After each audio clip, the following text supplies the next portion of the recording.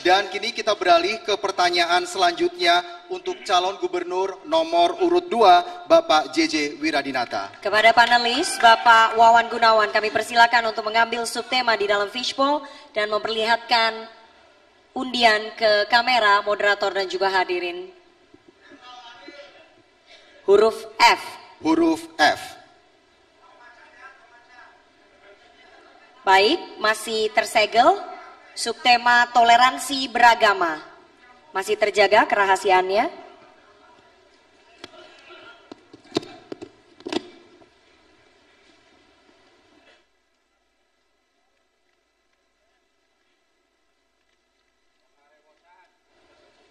Pertanyaan untuk calon gubernur nomor urut 2. Pertanyaan hanya akan kami bacakan satu kali dan tidak akan kami ulangi. Berdasarkan riset CRCS UGM, The Wahid Foundation, Setara Institut dan Kementerian Agama Republik Indonesia menempatkan Provinsi Jawa Barat beberapa tahun terakhir ini sebagai provinsi dengan tingkat intoleransi dan pelanggaran hak kebebasan beragama dan beribadah yang cukup tinggi. Pertanyaannya, apa yang akan Anda lakukan untuk mengatasi hal tersebut? Waktu Anda menjawab 2 menit dimulai dari Anda mulai berbicara. Ada nilai yang hilang dari sejarah pembentukan bangsa dan negara. Bung Karno dan founding father bangsa yang keragaman saat itu mengikhlaskan dirinya bersama-sama mengedepankan kepentingan yang lebih besar. Dasar negara adalah Pancasila dengan merangkum keragaman yang ada. Nilai ini 79 tahun yang lalu ditetapkan oleh founding father bangsa. Nilai itu sekarang tentu menjadi pudar. Maka tentu kalau JJ Ronald jadi bupati, kita melakukan konsep. Kalau JJ dan Rona jadi gubernur, maka akan mendapat konsep pelita, program edukasi lintas agama. Hadirin sekalian, konflik intoleransi sesungguhnya dipicu oleh kecurigaan masing-masing pihak. Konflik agama dipicu oleh sesuatu yang masing-masing curiga pada masing-masing agama.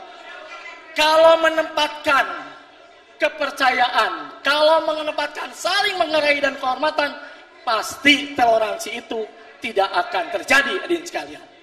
Hadirin sekalian, kalau FKUB sekarang ada di kabupaten, itu adalah yang bersifat elitis.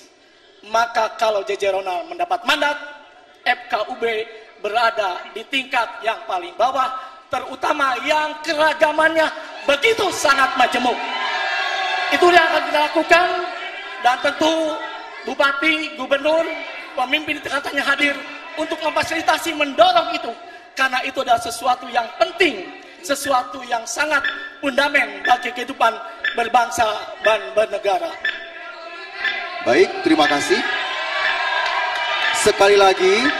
Sekali lagi kami ingatkan kepada para pendukung untuk tetap menjaga ketenangan. Karena kalau sampai tidak tenang, pasangan calon Anda tidak mendengar dengan jelas, maka akan merugikan pasangan calon gubernur dan calon wakil gubernur yang Anda dukung.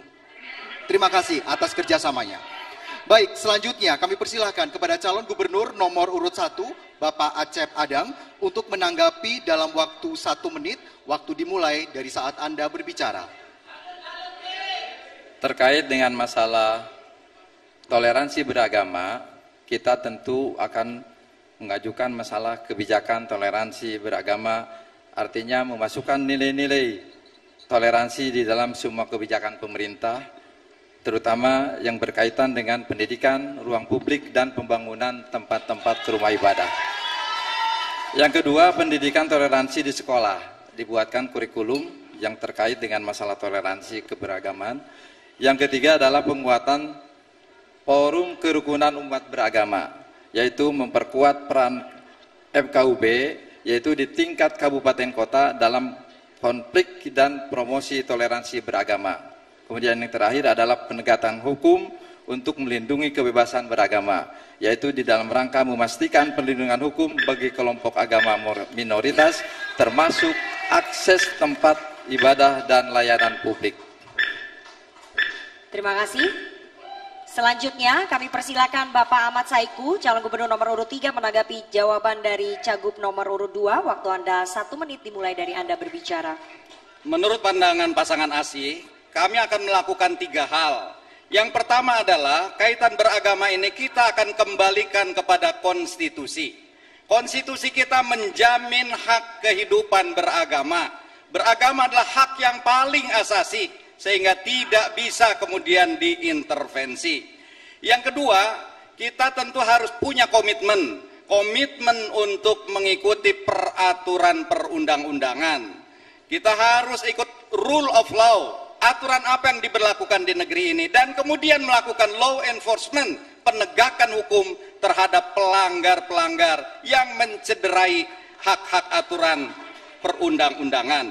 Dan yang ketiga, kami mengusulkan adanya suasana kebersamaan lintas agama sejak dini, bukan pada hal-hal yang krusial, tapi hal yang lebih sederhana, menanam pohon bersama, kita bekerja bersama-sama, gotong royong bersama-sama, inilah yang akan membangun toleransi. Baik, terima kasih. Waktu Anda telah habis. Selanjutnya kami persilakan kepada calon gubernur nomor urut 4, Bapak Deddy Mulyadi untuk menanggapi. Waktu Anda 1 menit dimulai saat Anda berbicara. Saat saya SD, guru PMP saya namanya Udensius Natet, dia beragama Katolik. Saya ditampar di sekolah, ketika pulang ke rumah saya ditampar lagi oleh orang tua saya. Artinya sesungguhnya orang Jawa Barat sudah sejak lama hidup toleran dan tidak ada problem tentang agama. Yang menjadi problem adalah adanya kekuatan politik yang seringkali mengkapitalisasi isu agama menjadi bagian dari elektoral. Untuk itu, kalau ingin merukunkan orang Jawa Barat, saya katakan orang Jawa Barat itu toleran. Cuman orang Jawa Barat adalah tidak berani menghadapi orang yang intoleran. Pelaku intoleran di Jawa Barat ada 2 komunitas. Satu kaum urban, yang kedua adalah kaum migran.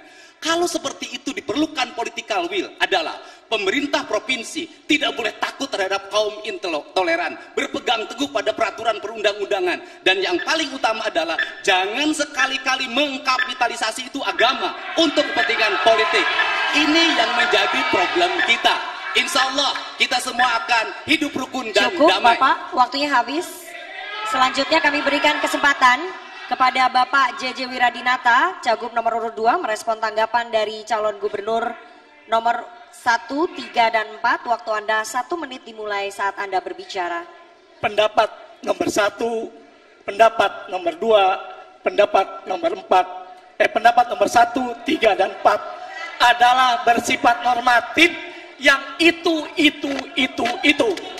Tetapi seyogyanya tetap saja intoleransi, kekerasan tetap berjalan dengan seperti yang kita saksikan yang disampaikan oleh panelis hadirin sekalian. Maka konsep kita adalah bagaimana kerukunan itu dibentuk di paling bawah. Di tempat-tempat yang keragaman itu luar biasa. Mungkin sudah di tingkat RW, mungkin di tingkat desa, dan mungkin di tingkat kabupaten. Hal-hal yang bersifat normatif yang disampaikan nomor 1, nomor 2 itu adalah yang biasa dan tidak memecahkan persoalan-persoalan yang ada hadirin sekalian. Oleh karena itu tentu kami mengusulkan, mari kita buat kebersamaan sampai di akar rumput hadirin sekalian. Baik, waktu Anda telah habis.